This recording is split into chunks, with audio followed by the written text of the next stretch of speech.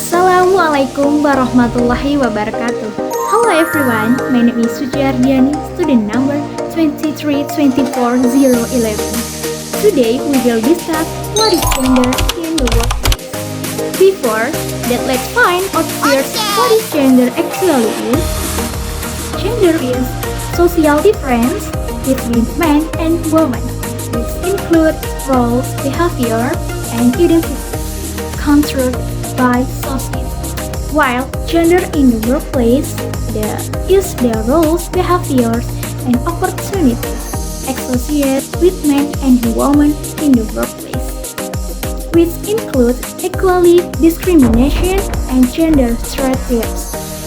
Crompton 1997 wrote that the increase in the number of married women going to work has been of the major social change to take place in Britain since the Second World War.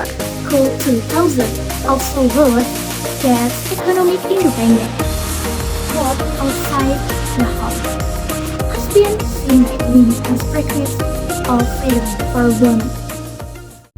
The percentage of women at work has increased over the last 25 years or so, from less than 40% in 1973 to nearly 50% today, and women, including a large number of married women than ever before, work for a greater part of their lives.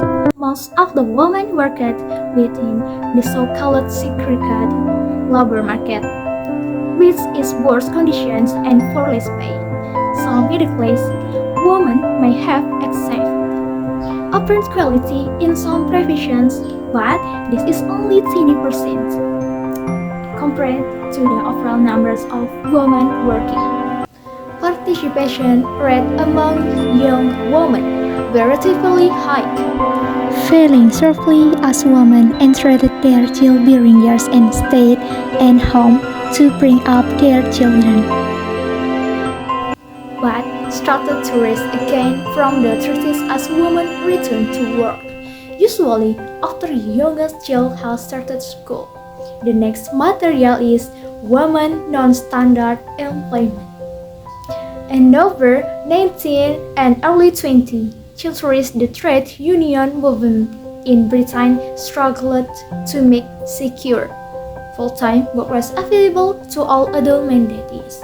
Male birthing years, certainly this case has been treated by the feminists, since by no means all women had a male breadwinner, and that in any case, the breadwinner could not necessarily be relied upon to hand over succession to his wife for the material support of the family. Even women who received regular housekeeping money from their husband often did not know how much he earned.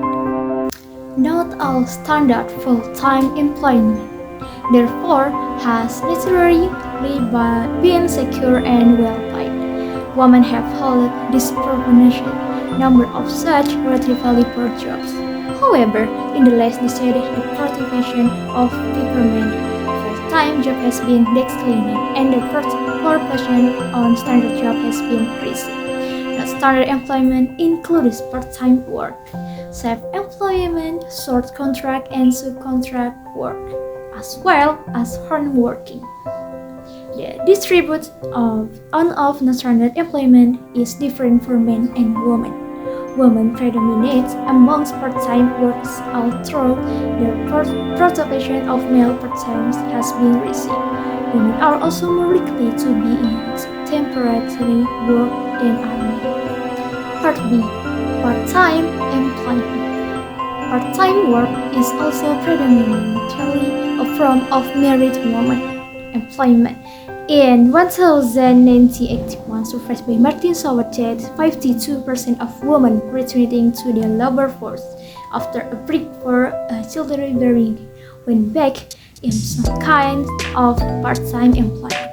The age of children affects the number of hours worked, and in general, the survey also showed that younger working women's youngest skill is disorder the working hour at part-time work is considered advantageous mainly because of part-time workers as far as employers are concerned is that they have been very successful.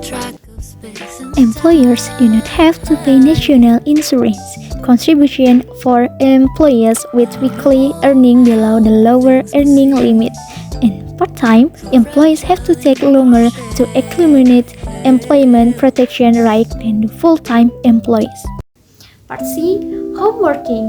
Hakim in Crampton houses the term home-based workforce to describe people working at home and people working from home. On this basis, the home-based workforce in fact includes more men than women.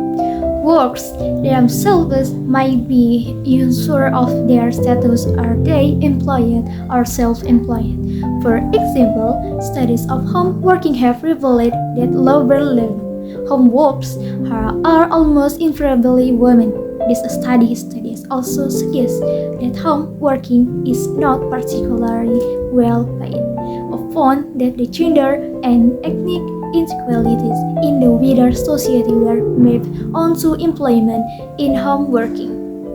We have to be careful about assuming that, as a home working is matter of choice, women have no complaint with the condition. Actually, they be careful on their level of pay. It might also be noted that, as with part-time work, home workers lose even more of the benefits associated with full-time work, such as sick pay, pension, holiday, and so on. In addition, they have to pay for their working costs, such as heating, electricity, and problems of their furniture. Okay guys, I think that's all for me. Wassalamualaikum warahmatullahi wabarakatuh. See you again.